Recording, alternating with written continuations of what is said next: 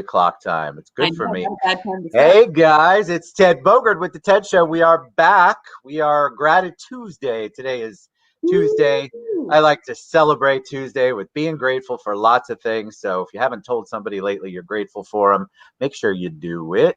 And I'm grateful for this beautiful creature right here, Kendra Davies with Stellar Life Coaching. What's up, Kendra? Hello, hello, everybody. And we can hear you, we can see you. We're in good shape today. I'm like a technology queen, really. You are. Me too, apparently.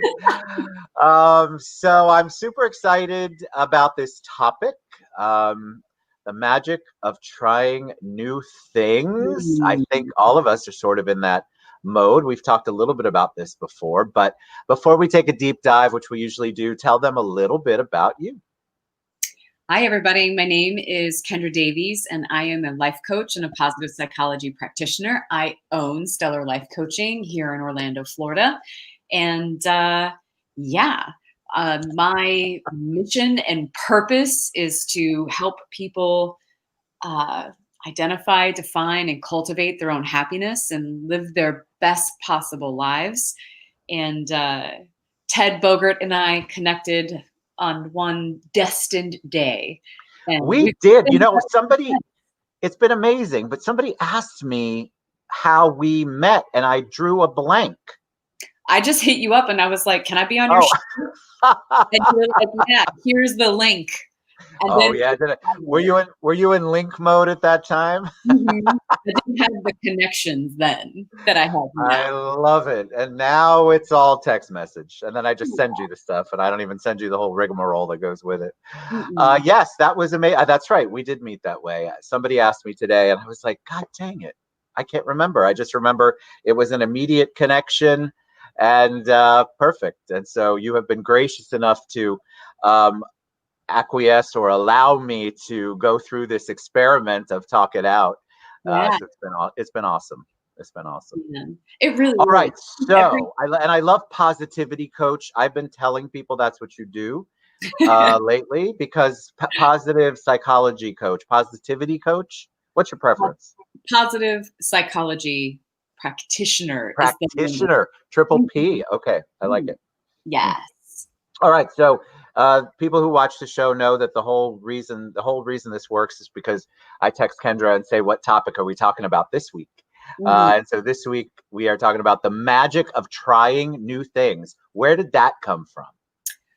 So, fun story. My son and I actually did an indoor snowboarding lesson over the weekend. Wow. Yeah. So Winter Park, oh my gosh, I think it's Winter Club Ski. It's right on Yes. Alameda Yes. in Winter Park.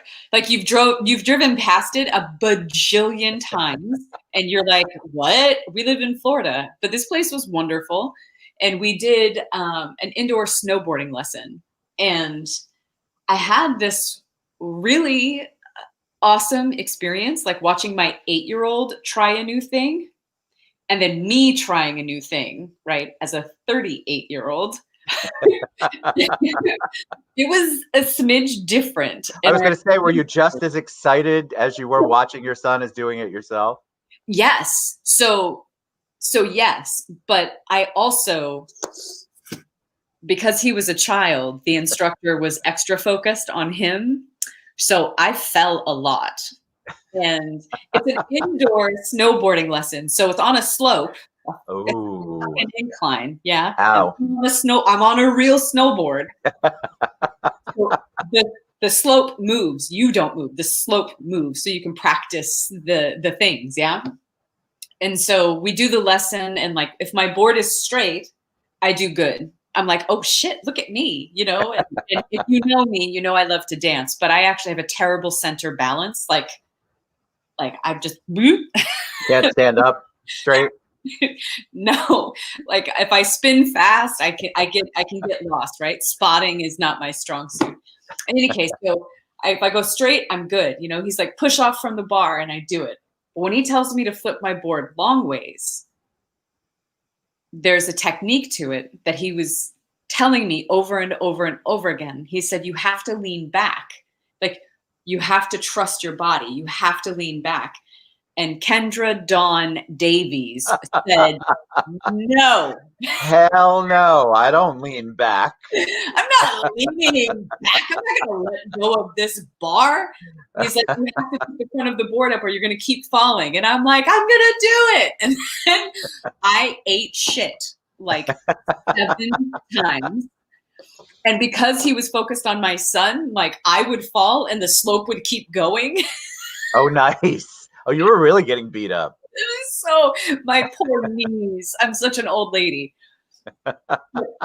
This thing happened. Like, I call it the vanity barrier. You know, like we all have a vanity barrier when we try a new thing. We don't want to look stupid. We don't want to do a lot of things, right? Like we want to do a thing and be excellent at it right when it happens. And something interesting was that when I was doing the front half of the lesson and I was doing good, Jackson was struggling, right? And then when we flipped at the end of the lesson, I was struggling and Jackson was doing good. Interesting. Right? So watching him not give up was interesting.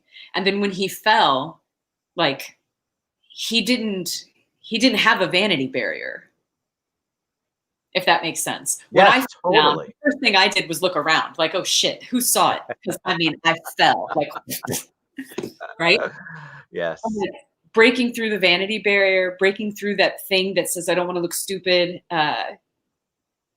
It was just magical. Like I'm reminded of like, how do we start our businesses? How do we write our books? Like, how do we decide that we are going to be this kind of a person or this kind of a human being and decide to show up in the world with courage, right? It's the same premise.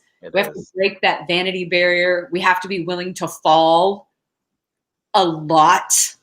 A lot. Why are people so afraid of falling? I feel like we have conditioned ourselves and even the younger generation, like failure and falling are just not things that they want to embrace. Yeah. I feel like they're things to celebrate once you get out of the mud in it. But I feel like people just are so afraid and it keeps them down. It keeps them from doing things. Sure. It keeps them from moving to the next level in their career or their relationship. Yeah. Or, you know, there's not a lot of physical activity I want to try. But I'm sure I can think of something that I want to do that is along those lines. And I'm the same. Like, I don't want to look like an idiot in front of people. It's really a bad hang up that we have. Yeah. Well, and I think that we're conditioned, we're taught. You go to school to be or learn a trade and you get great at it and then you get paid to do it and you just do this thing that you're good at forever. Right? But learning a new thing, something that you don't know, like snowboarding, right? Like it's completely like I'm all emotions and words, Ted. That's what I do really, really well. Like, I know those, I understand them. But when you're like, hey, go get on a snowboard and be on a slope, my body's like, no. They're like, who are you and who's invaded your body? Yes. But this is the thing. Like, we're conditioned to figure out what we're good at and then go do it. Yes. And then get paid to do it and master it. Yeah. What I was reminded of is this idea of like having a beginner's mind. Like, if you go back to when you first started this thing that you mastered, how willing were you to try something? You know, how many times did you look at the people who had been doing it before you and say, oh, we could do it better. We could do it different. We could try it this way. This would work faster and be more efficient if we did it that way. How many times do you actually stop and challenge yourself to find a new way to go home from work when we went to work, if you go to work, right? Like, all good points. Like, how often do you challenge yourself to try new things that you've never ever done before? I think you're right. We're just conditioned not to do that.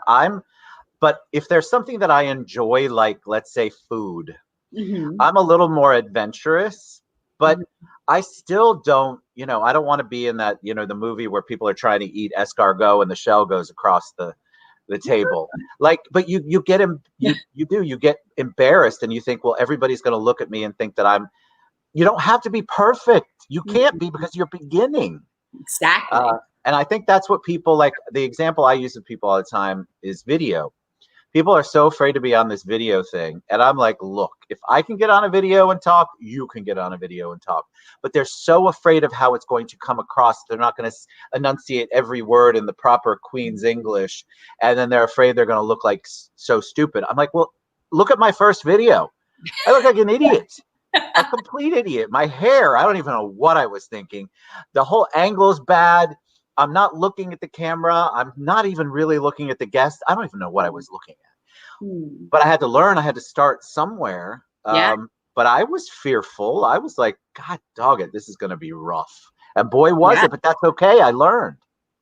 But I feel like that's exactly what I'm getting at. Like, I did it with snowboarding, right? But I think it applies and it translates to everything. When we, last week we're talking about just go for it. And it's like, you could also just go for trying a new thing to help break your mind out of the cement, right? We're cemented in, this is my lane. This is what I'm good at. This is what I get paid to do. This is what I focus everything on, that we lose our beginner's mind.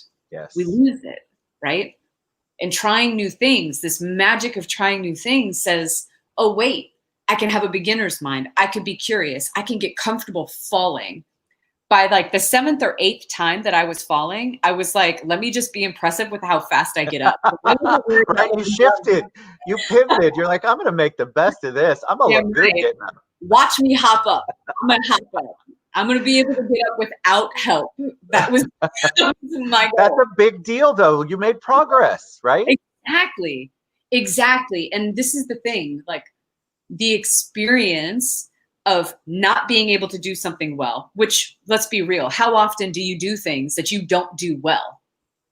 Like, that's defeats the purpose, right? Correct. Yes. But doing something that I wasn't good at or that I didn't know allowed me to be in this space. Like, how can I'm on this slope. The thing is moving. I have to figure it out. And at the end, what I learned, like the real magic was that I learned that I did not trust my body. And I know that this is like me digging really deep into the experience, but I think that if we pay attention when we try new things, we can learn so much about ourselves. And for me, like, I recognize, as much as I've done work around connecting to the body and like being in my body, he would just keep telling me, if you don't lean back, you're going to go forward. Like, the slope is going back. You need to lean back. Fall on your butt. And I was like, no. Hold on to this pole. And every time my legs went all the way out from underneath me and I went down. Because it's not like he's the instructor or knows better. You know best, right? Right. I'm going to show you. No, it wasn't even like that. It was just weird. It was just, I learned that what I needed to do, my body and my brain said no. Like, there was a resistance. Yes. And, we've talked about this before. Like, those points of resistance are where your lessons are.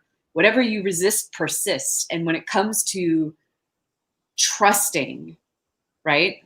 Like, trust is a hard thing for me. So I learned so much about myself. And I was snowboarding. Like, it wasn't even like a deep philosophical workshop where I was doing personal work on myself.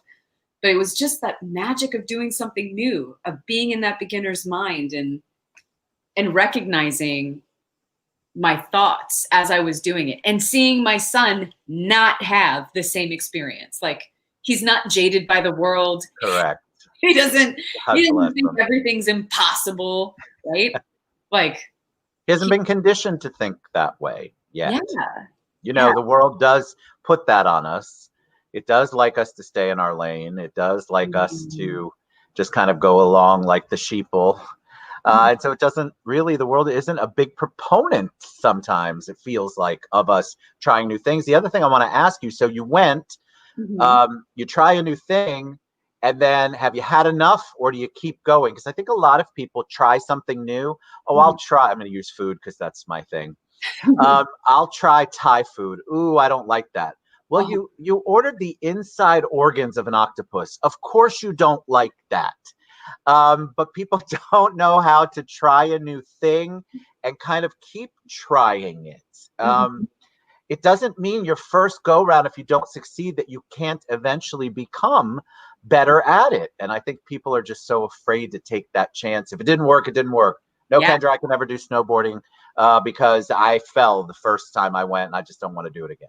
sure. So, and again, I believe that it really comes down to being relentless in the pursuit of the thing, right? So, I am not an outdoorsy gal, right? I Like, would have guessed you were. I oh, almost said that because I saw you at what are those things where it's really cold water and you go out. It's like yeah, like the springs. Again, this is outside my normal vocabulary. But yeah, I saw you outside. You've done outside stuff. I would have yeah, guessed yeah. you So as like I reserve my outdoor activities for like either my family's time or like when I go on retreat and we jump off of cliffs and like we do awesome adventure-y things. But like inside, I want to do outdoorsy things. I need people who will coach me through, yeah. to be fair, because I don't know how to do it. So, in any case, the answer to your question is that we have to be relentless in the pursuit. So I get a lot of pushback. Like when I start working with clients, I usually focus on developing positive habits, right? And one of those first things that I suggest is meditation.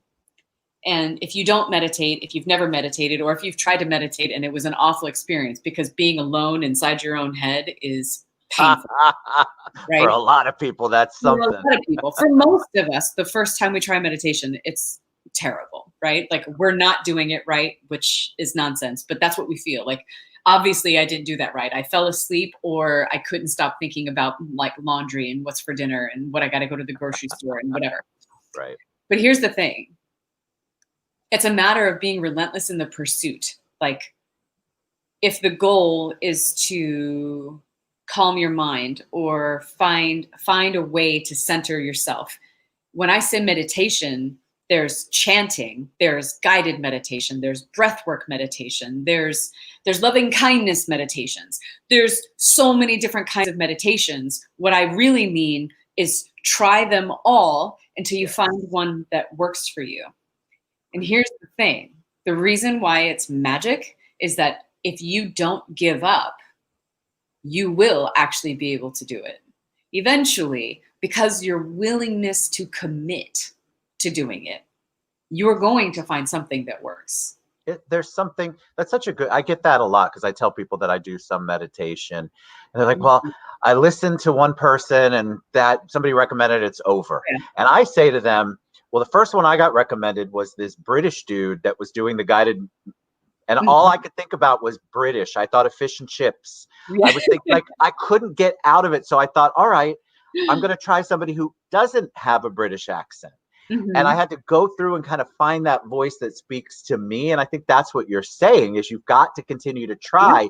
One attempt is not, in my opinion, trying. It's one little try. But if you really want to get better at it and you really want to try new things, you have to continue to experiment. You know, I had a client once, we were talking about finding a physical activity, right? She wanted to lose weight. And so I was like, well, what physical activities do you enjoy? And she's like, I mean, okay, she's my sister. Keep talking. So I was like, make a list of like all of the physical activities that you've never done that you're just curious about. Not that you will enjoy or that will be awesome, but like you're just curious. And one of them was the frickin' trapeze, like in the circus. Interesting. What? And did she do it? Yes. Oh, good for her. Good. Not only did she do it, she still does it. No way. It's insane to me how these things work. Like sometimes we just need somebody to say, what are you curious about? Like what if you could just try anything? That's good. Forget the vanity barrier, forget all of the voices, cut them all out. Like if you could just be curious about one thing, what would it be? She had pole dancing on that list. She had the trapeze on that list. She had twerking on the list. Like she was a curious, all of these had a certain vein. They were all in the same. But I love the curiosity part. I love that angle that you just described, or that approach. I think that curiosity is a better, like, there are things I'm curious about. I would love to, I'm curious about improv. I'll just use me as an example. Yeah. Right. So I have friends that do it. I'm going to do a show where we're going to have people on and we're going to do live improv. I'm Nice. fascinated by that. It's not in my wheelhouse, but it's something I would want to do. It's not as Yeah. close to physical activity, but there are other things that I would try. So if you frame it that way, Kendra, I love that, because that gives it, all right, yeah, I'm curious about that. I'd like to try that. That's really good. Really good. And listen, like, do it again and again. You know, they say you have to do something 21 times for it to become a habit, right? Or for 21 days.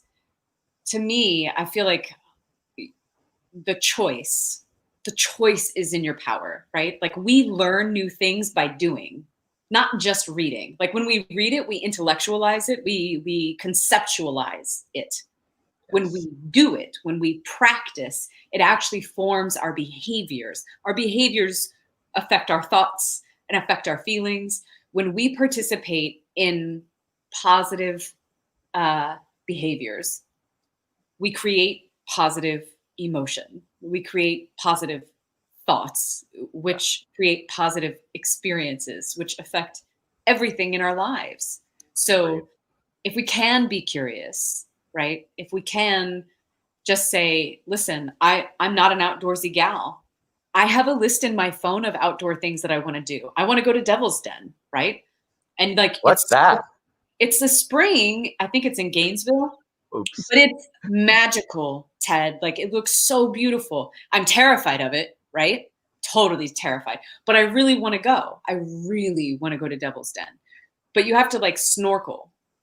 And so, like, I've been snorkeling a long time ago. Oh yeah, snorkeling's the one you don't have to be certified for. Correct. That's like surfacey. Okay, I've done that. Yeah. Believe it or not.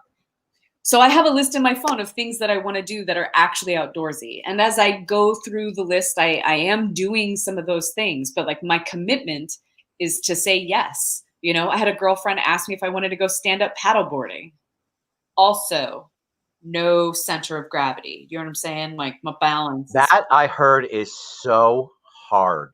It was so good, though. Was it? It was so good. But, and this is what I'm saying, we make up the stories about how difficult, how challenging, how hard. That's true. This, and I was like, I'm going to fall off and I'm not going to be able to get back on. And like, I made up all of these stories. None of it was true. Like, it wasn't like it was like easy. Do you know what I'm saying? Because I'm really not an outdoorsy gal. So there's a learning curve. You know what I mean? So many I would have come up with 1,000 excuses not to do that. In all fairness, I rescheduled like 4 times. But I think that's okay, because you're still pushing through, and that's what I want people to understand from this. Look, you rescheduled 4 times. You still knew that you wanted to try it, and at some point, somewhere, something was going to go off, and you were going to go, all right, I'm going to do it. And I love that, because I think more people, and we're talking about sports and food right now, or outdoorsy activities. It can be anything. It can be your job, your relationships, your whatever you want to do.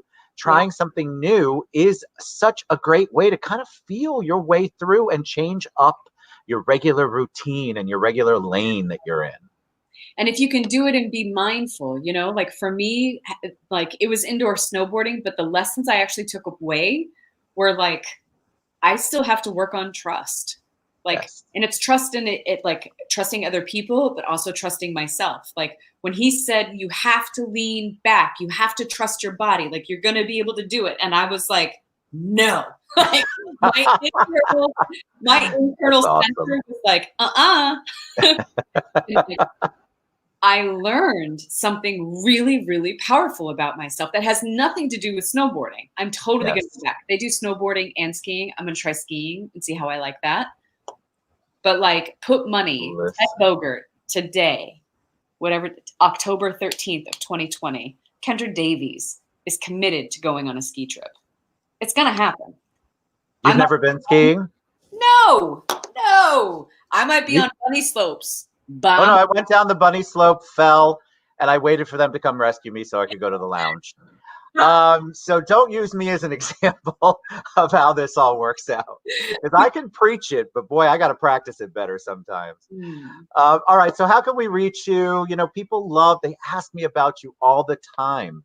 So Mm. what's the best way for them to reach out to you, get involved, learn more about the triple P's, positive psychology, something? Yes. So you can find me on just about every single post in this video. I'm tagged personally, and Stellar You Life are. Coaching is also tagged. You can contact me on Facebook. Feel free to message me. You can also go to my website, stellarlifecoaching.com. My phone number is on there. You can text or call that number. And yeah, you get a free 30-minute consultation. So no commitment. Look, Yeah. that might be for some people trying a new thing. So if you have been thinking about somebody to help you with coaching, that's a question I got about you today, and I'll share that with you later. Okay. I think this is another try a new thing, because there are people who, because of their perception of the narrative in their head, they're like, "What's a coach going to do for me?" And Yeah. if you haven't experienced what a coach can do from you from these weekly sessions with Kendra, then you definitely aren't understanding what's going on in the world with coaching. So reach out to her. Maybe this is the new thing you try. But it's always a joy to have you on. I look forward to it every week, and so does everyone else, because they tell me. So Kendra Davies, thank you so much for being on the show, as always. Bye, everybody. Have a great All week. right, guys, we'll see you soon. I'll be back at 4 o'clock.